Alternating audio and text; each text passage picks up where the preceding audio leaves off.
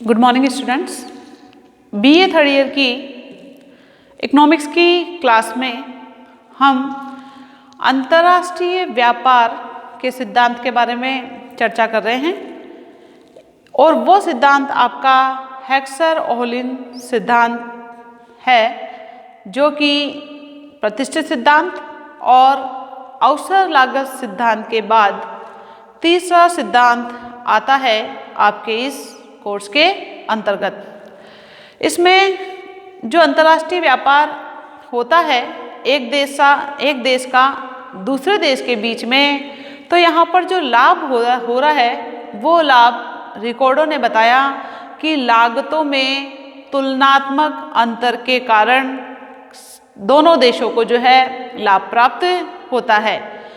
जो देश जिस वस्तु के उत्पादन में उसकी लागत कम आ रही है वो देश उस वस्तु का उत्पादन करेगा और दूसरा देश दूसरी वस्तु का उत्पादन करके उस वस्तु का निर्यात करके और उस देश से दूसरी वस्तु का आयात करेगा।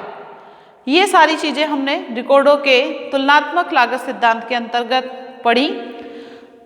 लेकिन जो हेक्सर-ओहलिन सिद्धांत है वो हेक्सर-ओहलिन सिद्धांत इस सिद्धांत पर एक सुधार के रूप में या पूरकता के रूप में काम करता है।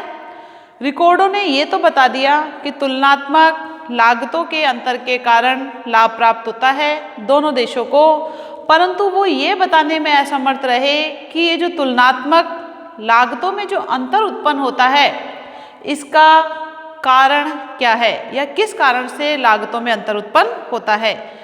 इसका उत्तर जो है प्रोफेसर एली हेक्सर और बर्टिन ओहलिन इन दोनों ने दिया और इस सिद्धांत को प्रतिपादित किया था।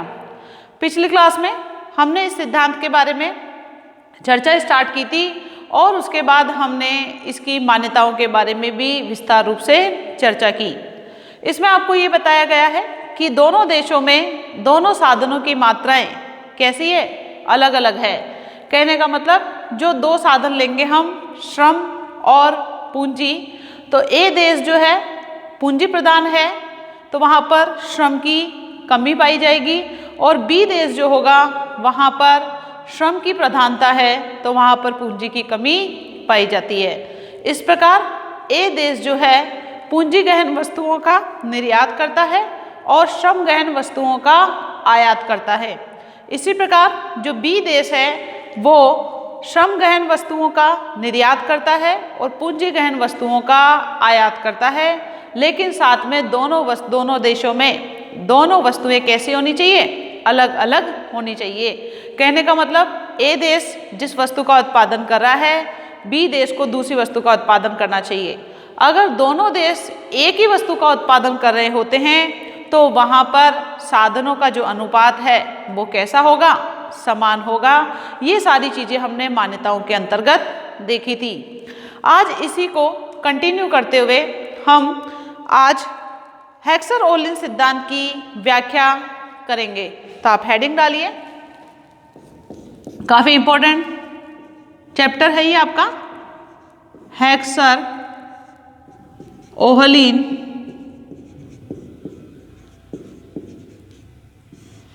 सिद्धांत। हेक्सर-ओहलिन सिद्धांत की व्याख्या। इसके अंतर्गत हम पूरी विस्तार से व्याख्या करेंगे इस सिद्धांत के बारे में। आप सबसे पहले हेडिंग डाल लीजिए, हेक्सर-ओहलिन सिद्धांत की व्याख्या। हेक्सर-ओहलिन सिद्धांत के अनुसार दो देशों के मध्य व्यापार होने के लिए ये आवश्यक है कि दोनों देशों में दोनों साधनों की या जो साधन होते हैं उन साधनों की सापेक्षिक प्रचुरता कैसी होनी चाहिए, भिन्न भिन्न होनी चाहिए, यानी कि अलग अलग होनी चाहिए। एक देश में श्रम प्रधान हो तो दूसरा देश पूंजी प्रधान हो। ऐसा नहीं है कि ए देश जो है श्रम प्रधान भी है और पूंजी प्रदान कम है और बी देश जो है श्रम प्रदान भी और पूंजी प्रदान कम है। कहने का मतलब दोनों देशों में साधनों की जो प्रचुरता है वो सापेक्षिक प्रचुरता वो कैसी होनी चाहिए, अलग अलग होनी चाहिए। इसलिए एक पूंजी प्रधान देश को जो है पूंजी गहन वस्तुओं का निर्यात करना चाहिए और श्रम गहन वस्तुओं का आयात करना चाहिए। इसी प्रकार जो दूसरा देश है जो कि श्रम गहन देश है, जहाँ पर श्रम की मात्रा अधिक मात्रा में विद्यमान है। अब आप बताइए, जिस साधन की मात्रा ज़्यादा होगी उस देश में, उस वह साधन की कीमत कैसी होगी, कम होगी, क्योंकि साधन प्रचुर मात्रा में उपलब्ध है। कहने का मतलब उसकी पूर्ति ज़्यादा मात्रा में है। तो बी देश जो होगा वो श्रम प्रधान होगा और उसे श्रम प्रधान वस्तुओं का निर्यात करना चाहिए और पूंजी गहन वस्तुओं का आयात करना चाहिए। इस प्रकार जो है साधन की सापेक्ष प्रचुरता को हम दो प्रकार से परिभाषित करेंगे। इसके अंतर्गत जो परिभाषित करेंगे, एक तो वो होगी भौतिक रूप में साधन प्रचुरता, कि भौतिक रूप में दोनों देशों के पास कौन कौन से साधन विद्यमान हैं प्रचुर मात्रा में और कौन से साधन विद्यमान हैं दुर्लभ मात्रा में यानी कम मात्रा में। तो हम यहाँ पर दो रूप देखेंगे इसके। एक रूप तो है आपका भौतिक रूप में साधन प्रचुरता और दूसरा रूप होगा वो होगा साधन कीमतों के रूप में साधन प्रचुरता, कि जो साधन पाए जा रहे हैं उनकी कीमतों में किस प्रकार की जो है प्रचुरता विद्यमान है। तो सबसे पहले आप फर्स्ट पॉइंट लिखिए, भौतिक रूप में साधन प्रचुरता। भौतिक रूप में साधन प्रचुरता। भौतिक रूप में साधन प्रचुरता। इसके अंतर्गत हम ये देखेंगे कि दोनों देशों में श्रम और पूंजी की कितनी कितनी मात्राएं विद्यमान है। भौतिक रूप में साधन प्रचुरता को दो साधन, और दो साधन हम कौन से ले रहे हैं, पूंजी और श्रम। पूंजी को हम किससे डिनोट कर रहे हैं, के के रूप में। दो साधन लिए हैं हमने यहाँ पर, एक तो लिया है पूंजी और एक लिया है श्रम। पूंजी को हम के से डिनोट कर रहे हैं और श्रम को कर रहे हैं हम एल से डिनोट।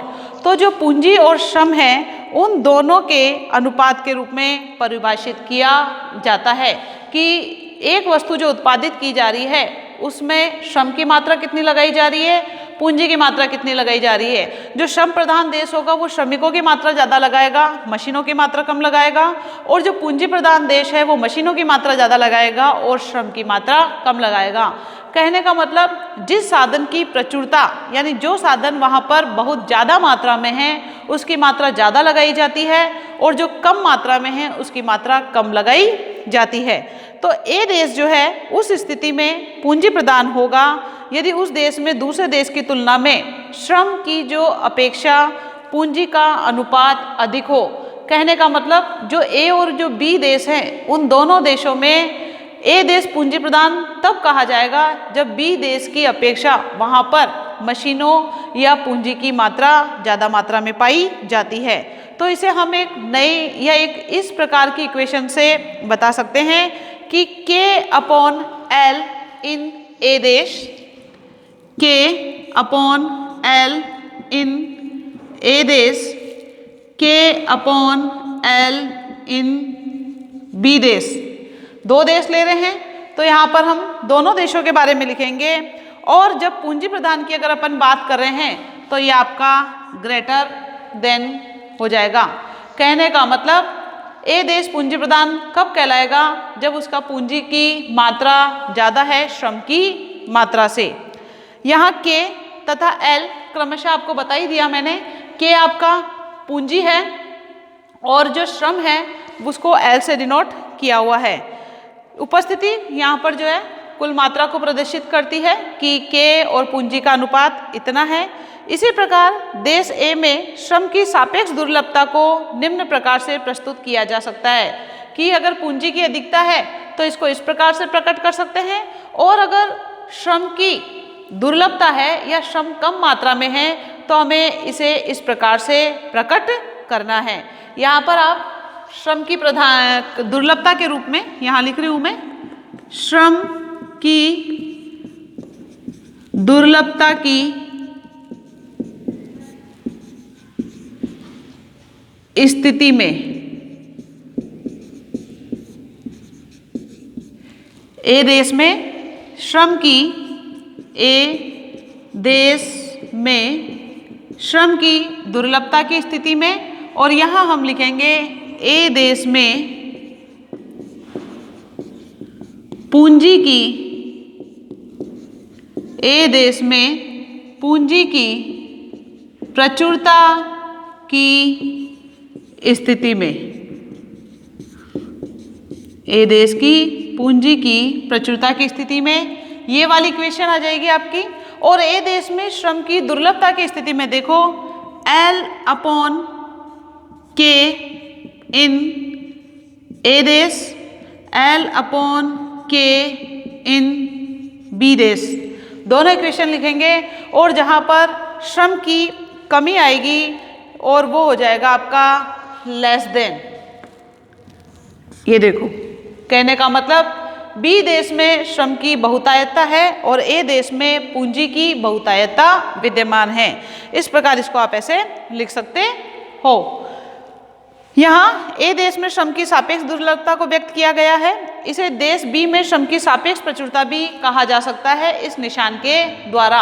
ये जो ग्रेटर देन है ये पूंजी की प्रधानता को ए देश में स्पष्ट कर रहा है, और यहाँ जो लेस देन है वो श्रम की प्रधानता को बी देश में स्पष्ट कर रहा है, या प्रचुरता को, बहुतायतता को, आप इसको किसी भी चीज़ से समझ सकते हैं। इस प्रकार इसको स्क्रीनशॉट ले लीजिए।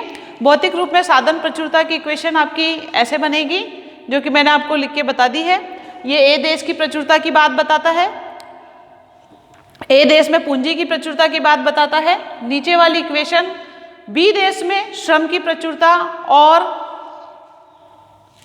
ए देश में श्रम की दुर्लभता की बात बताता है, और ऊपर वाली इक्वेशन में बी देश में पूंजी की दुर्लभता है और ए देश में पूंजी की प्रचुरता विद्यमान है। नेक्स्ट हम जो करेंगे वो करेंगे साधन कीमतों के रूप में साधन प्रचुरता।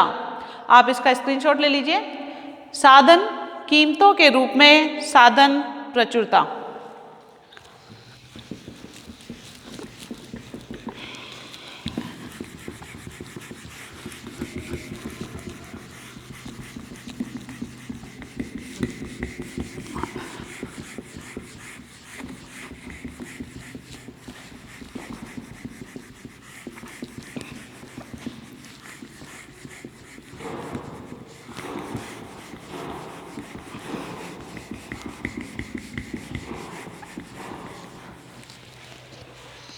सेकंड स्थिति, साधन कीमतों के रूप में साधन प्रचुरता।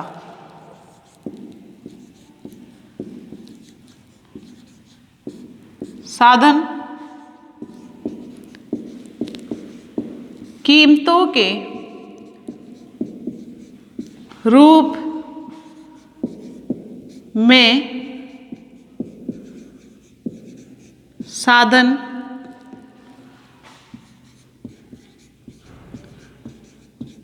प्रचुरता। इसके नीचे आप अंडरलाइन कर लीजिए।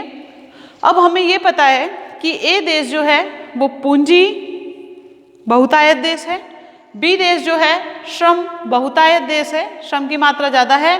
तो ये निश्चित तौर पर अपने को पता है कि ए देश में पूंजी सस्ती है और बी देश में जो है श्रम सस्ता होगा। यानी कि जो उत्पादन के साधन हम काम में ले रहे हैं उनकी कीमतें जो है कौन से देश में कौन से साधन की कीमत कम होगी और कौन से देश में कौन से साधन की कीमत ज़्यादा होती है। साधन कीमतों में साधन प्रचुरता से तात्पर्य उस साधन की तुलनात्मक कम कीमत से है कि कौन से देश में कौन से साधन की कम कीमत होगी, और वो देश उसी साधन को अपनाएगा जिसकी कीमत कम होती है। क्योंकि जो व्यापारी होता है, जो उत्पादन करता होता है, उसका ये उद्देश्य होता है कि ज़्यादा से ज़्यादा लाभ प्राप्त किया जाए। अब आप बताओ मैं आपसे पूछती हूँ कि अगर ज़्यादा से ज़्यादा लाभ प्राप्त करना है, आप अगर कोई बिजनेस खोल के बैठे हो, आप लाभ प्राप्त कैसे करोगे? आप लोग ये कह सकते हो कि मैडम उस वस्तु की कीमत बढ़ा देंगे हम, मान लो ये कहते हो ये बात, तो वस्तु की कीमत बढ़ा दोगे। कीमत बढ़ाना आपके लिए आसान है, लेकिन बेचना फिर आपके लिए आसान नहीं होगा, क्योंकि जैसे ही वस्तु की कीमत बढ़ जाएगी, मांगी जाने वाली वस्तु की मात्रा क्या हो जाती है? कम हो जाती है। तो लाभ प्राप्त करने के लिए कीमत को ना बढ़ाकर लागत को कम करने की कोशिश की जाती है। इसको मैं एक एग्जाम्पल के द्वारा बताती हूँ। जैसे आप पेन का उत्पादन करते हो, पेन जो अपन लिखते हैं उसका उत्पादन करते हो या उसको बनाते हो, एक पेन की कीमत हमने 10 रुपये रख रखी है। कितनी रख रखी है? 10 रुपये। और उसको बनाने में लागत कितनी आ रही है? 8 रुपये आ रही है। एक पेन की कीमत कितनी है? 10 रुपये, और उसको बनाने में लागत आ रही है 8 रुपये। तो जो व्यापारी है उसका जो लाभ है, शुद्ध लाभ होगा 2 रुपये का। ठीक है। अगर आप कीमत बढ़ा देते हो तो पेन की मांग कम हो जाएगी।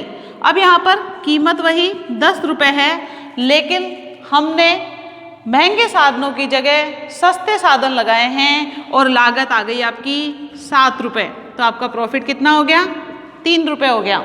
हमने क्वालिटी में कोई परिवर्तन नहीं किया है, हमने तो सस्ते साधन लगाए हैं, जो साधन हमारे यहाँ पर पर्याप्त मात्रा में विद्यमान थे। महंगे साधनों की जगह हमने सस्ते साधन प्रतिस्थापित किए हैं। तीसरी बार देखो, हमने और जो है नई नई टेक्नोलॉजी खोजी है, कच्चा माल जो है कम कीमत पर लेके आने लगे हैं। सड़क ये जो है आपके पेट्रोल डीजल के भाव कम हो गए हैं, बिजली की दर मान लो कम हो गई है, उससे लागत हमारी 6 रुपये आ गई, तो लाभ जो है 4 रुपये हो जाता है।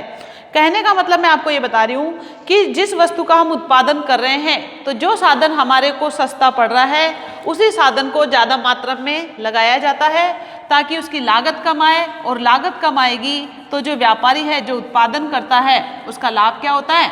ज़्यादा होता है। इस प्रकार हम साधन कीमतों के रूप में साधन प्रचुरता के बारे में चर्चा करेंगे। यदि यहाँ पर हमने जो 2 देश लिए हैं, ए देश और बी देश, वहाँ पर ए देश बी देश की तुलना में अधिक पूंजी प्रदान है, तो इसका अभिप्राय ये होगा कि ए देश में पूंजी सस्ती है तथा बी देश में पूंजी क्या होगी? महंगी होगी। इसके विपरीत बी देश जो है, जो कि श्रम प्रदान है, तो बी देश में श्रम सस्ता होगा ए देश की अपेक्षा। इस प्रकार प्रोफेसर बर्टिल ओहलिन ने जो है साधन प्रचुरता को साधन कीमतों के आधार पर परिभाषित किया है, और ओहलिन के अनुसार ए देश में पूंजी की प्रचुरता होगी यदि पी के अपॉन पी एल इन ए। इक्वेशन लिखिए, पी एल अपॉन पी के इन ए देश, पी एल अपॉन पी के इन बी देश। ए देश और बी देश है तो, और इस प्रकार यहाँ पर जो हो जाएगा वो हो जाएगा आपका लेस देन होगा, क्योंकि ए देश में पूंजी जो साधन काम में लिया जा रहा है उसकी लागत कम आ रही है बी देश की अपेक्षा। पी एल का मतलब होता है श्रम की कीमत, पी के का मतलब होता है पूंजी की कीमत। तो आपको यहाँ पर बताना पड़ेगा कि देश ए में जो है पूंजी की प्रचुरता उस समय होगी जब उसमें ब्याज मजदूरी अनुपात बी देश की तुलना में कम होगा। ब्याज मजदूरी अनुपात, मजदूरी जो कि श्रम के रूप में दी जाती है, पूंजी का प्रतिफल ब्याज के रूप में होता है, तो बी देश में ज़्यादा दी जाएगी ए देश की अपेक्षा। और आपको इस इक्वेशन में बताना होगा कि पी एल क्या है। तो आपको लिखना है यहाँ पर, यहाँ पी एल बराबर श्रम की कीमत, और श्रम की कीमत क्या होती है ये आपको पता ही है, अपन क्या बोलते हैं उसको? मजदूरी। और मजदूरी को किससे डिनोट करेंगे? W से, आगे की इक्वेशंस में। इसके बाद पी के की बात करते हैं। पी के हो गया आपका पूंजी की कीमत, और पूंजी की कीमत क्या होती है? ब्याज होती है। और ब्याज को हम किससे डिनोट करते हैं? आर से डिनोट करते हैं। आगे की इक्वेशन में हम ऐसे ही करेंगे। इस प्रकार यहाँ पर जो है साधन कीमतों के रूप में साधन प्रचुरता को ब्याज मजदूरी अनुपात के रूप में व्यक्त कर सकते हैं, और साधन कीमतों के रूप में ए देश जो है उस समय पूंजी प्रदान होगा या उस समय पूंजी प्रदान कहा जाएगा जब ए देश में बी देश की अपेक्षा उसकी लागत क्या होगी? कम होगी ए देश के अंदर। अब जो नई इक्वेशन है यहाँ पर आप जो लिखोगे वो हम लिखेंगे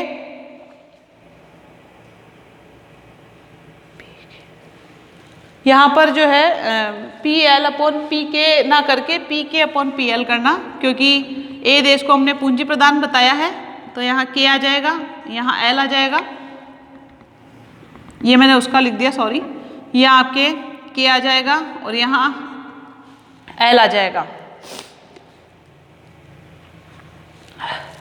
अब यहाँ पर देखो जो पूंजी है उसका आर, श्रम का W इन ए देश में less than R upon W in B देश में।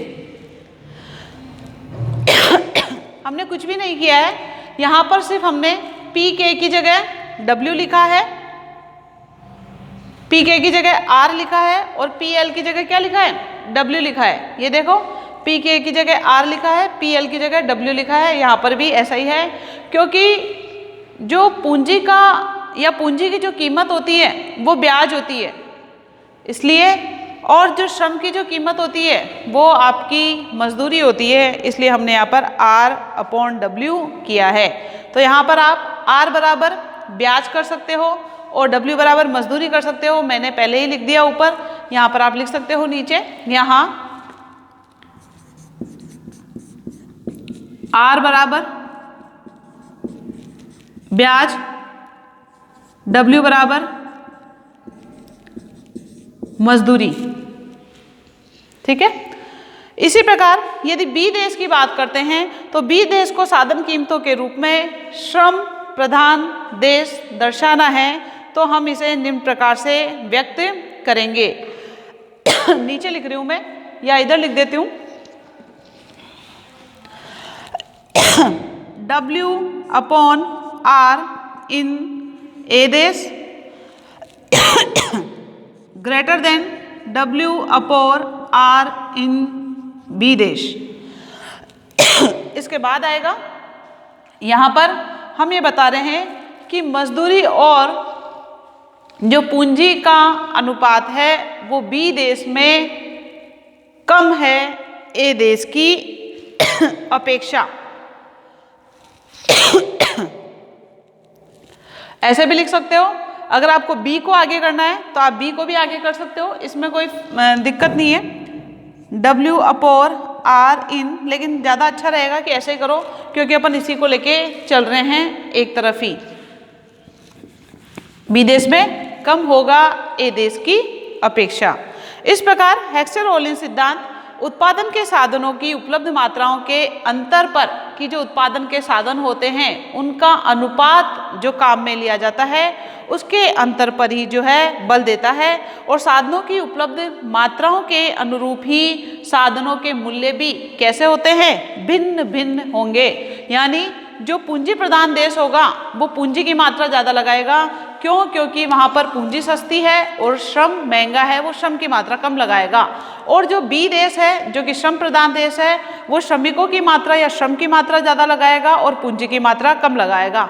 और जब कम मात्रा लगाएगा जो महंगा साधन है और जो सस्ता साधन उसकी ज़्यादा मात्रा लगाएगा तो लागतों में अंतर अपने आप ही उत्पन्न हो जाता है। और जब लागतों में अंतर होगा तो दोनों देशों में व्यापार से लाभ भी प्राप्त होता है। इसको आप एक उदाहरण के सहायता से भी बता सकते हो। उदाहरण, भारत की अगर अपन बात करते हैं तो आप बताइए भारत एक पूंजी प्रधान देश है या श्रम प्रधान देश है? भारत एक कैसा देश है? श्रम प्रधान देश है, क्योंकि हमारे यहाँ पर जनसंख्या ज्यादा है। भारत श्रम प्रधान देश है, तो हमारे यहाँ पर जो मजदूरी होगी, जो श्रमिक को जो मजदूरी दी जाती है वो कम होगी विकसित देशों की तुलना में। इससे पूंजी की अपेक्षा श्रम सस्ता है, और इसलिए इस सिद्धांत के अनुसार भारत को जो है श्रम गहन तकनीक का ही प्रयोग करना चाहिए, क्योंकि वहाँ पर श्रमिक सस्ते हैं, और श्रमिक सस्ते हैं तो वस्तु की लागत कम आएगी, वस्तु की लागत कम आएगी तो लाभ की संभावनाएं ज़्यादा होती है, वस्तु की कीमत भी कम होती है, वस्तु की कीमत कम होती है तो निर्यात भी ज़्यादा होता है। हेक्सर-ओल्निस सिद्धांत के अनुसार दो देशों के मध्य व्यापार की आवश्यक शर्त यह है कि जो दो देश हैं यहाँ पर ए तथा बी, दोनों देशों में जो दो साधन हैं श्रम और पूंजी, इनकी सापेक्ष पूर्ति कैसी होनी चाहिए? भिन्न भिन्न होनी चाहिए, यानी कि अलग अलग होनी चाहिए। इस प्रकार हमने जो पहली वाली इक्वेशन लिखी थी आपको याद होगा, जो कि K/L इन ए देश, K/L इन बी देश, दोनों में दोनों की मात्राएं कैसी है? बराबर नहीं है। ये देखो मैंने यहाँ पर बराबर का निशान लगा के ऊपर से इसको लाइन खींच के इसको काटा है कि श्रम और पूंजी दोनों ही देशों में दोनों की मात्राएं अलग अलग है। अंतर्राष्ट्रीय व्यापार प्रारंभ होने पर जब दोनों देशों में व्यापार प्रारंभ होता है, उसके लिए पर्याप्त शर्त यह है कि एक ही वस्तु के उत्पादन में प्रयुक्त साधनों का अनुपात जो होगा वो दोनों में कैसा होगा? समान होगा। अगर ए देश एक्स वस्तु का उत्पादन कर रहा है, बी देश भी एक्स वस्तु का उत्पादन कर रहा है, तो वहाँ पर श्रम और पूंजी का अनुपात एक जैसा होगा, जो कि आपको मैंने पहले ही इक्वेशन लिख के बताया था। जैसे K/L एक्स वस्तु इन ए देश इक्वल K/L एक्स वस्तु इन बी देश। इसी प्रकार K/L y वस्तु इन ए देश बराबर K/L y वस्तु इन बी देश। अगर दोनों ही देश एक ही वस्तु का उत्पादन कर रहे हैं, चाहे वो x वस्तु हो या y वस्तु हो, तो दोनों का अनुपात समान होगा। परंतु यहाँ पर देखिए K/L एक्स वस्तु कहाँ पर? ए देश में बनाई जा रही है, और K/L y वस्तु कौन से देश में बनाई जा रही है? बी देश में बनाई जा रही है। तो वहाँ पर साधनों का अनुपात असमान होगा, भिन्न भिन्न होगा। ये इस सिद्धांत की आवश्यक शर्त है। इस प्रकार हेक्सर-ओल्निस सिद्धांत के अनुसार एक पूंजी प्रधान देश को पूंजी गहन तकनीक का और श्रम गहन देश को श्रम गहन तकनीक का प्रयोग करके उन वस्तुओं का निर्यात करना चाहिए और उन वस्तुओं का आयात करना चाहिए जो कि यहाँ पर महंगे पाए जाते हैं। इस प्रकार बी देश श्रम गहन तकनीक का उपयोग करेगा और ए देश जो है पूंजी गहन तकनीक का प्रयोग करेगा, और इस प्रकार जो है दोनों देशों में व्यापार होगा और दोनों देशों में व्यापार होके निर्यात और आयात होंगे और दोनों देशों को लाभ भी प्राप्त होगा। इसको हम चित्र के द्वारा स्पष्ट करेंगे कि चित्र के द्वारा स्पष्ट करके और आपको समझ में आ जाएगा। आपको सिर्फ अभी इतना ही समझना है कि भौतिक रूप में साधन प्रचुरता में ए देश पूंजी प्रदान होगा, बी देश श्रम प्रदान होगा, और दोनों की कीमतों की अगर अपन बात करते हैं जो कि साधन कीमतों के रूप में साधन प्रचुरता की है, तो बी देश जो पूंजी प्रदान है वहाँ पर पूंजी सस्ती होगी, और ए देश जो पूंजी प्रदान है वहाँ पर पूंजी सस्ती होगी, और जो बी देश जो कि श्रम प्रदान है वहाँ पर श्रम सस्ता होगा, और हम इसे इक्वेशंस के द्वारा बताएंगे। इसके बाद यहाँ की बात करते हैं। ये मैंने आपको एक उदाहरण बताया था भारत का कि भारत एक श्रम प्रदान देश है, वहाँ पर श्रम सस्ता मिलता है या श्रम सस्ता होता है, इसलिए वहाँ पर श्रम प्रदान तकनीक का प्रयोग किया जाना चाहिए। और इस सिद्धांत की एक आवश्यक शर्त बताइए कि दोनों देशों में दोनों साधनों की मात्राओं का जो अनुपात है वो कैसा होना चाहिए, भिन्न भिन्न होना चाहिए, अलग अलग होना चाहिए। इस इक्वेशन से आपको स्पष्ट हो जाएगा। इसके बाद यहाँ पर बताया गया है कि दोनों देश अगर एक ही वस्तु का उत्पादन करते हैं, एक ही प्रकार की वस्तु का उत्पादन करते हैं, तो वहाँ पर पूंजी और श्रम का अनुपात कैसा होगा, समान होगा। इसी प्रकार दोनों देश जो है Y वस्तु का उत्पादन करते हैं जो कि समान वस्तु है, तो वहाँ पर भी दोनों का अनुपात यानी दोनों उत्पादन के साधनों का अनुपात समान होगा। परंतु दोनों देश अलग अलग वस्तुओं का उत्पादन करते हैं तो वहाँ पर साधनों का अनुपात कैसा होगा, अलग अलग होगा। और इस प्रकार दोनों देश जो है निर्यात करके आयात करके वस्तुओं का लाभ प्राप्त कर सकते हैं। चित्र की हम बात करते हैं तो चित्र हम नेक्स्ट क्लास में करेंगे। आज इतना ही, आप इसका स्क्रीनशॉट ले लीजिए, इसके बाद नेक्स्ट क्लास में चर्चा की जाएगी।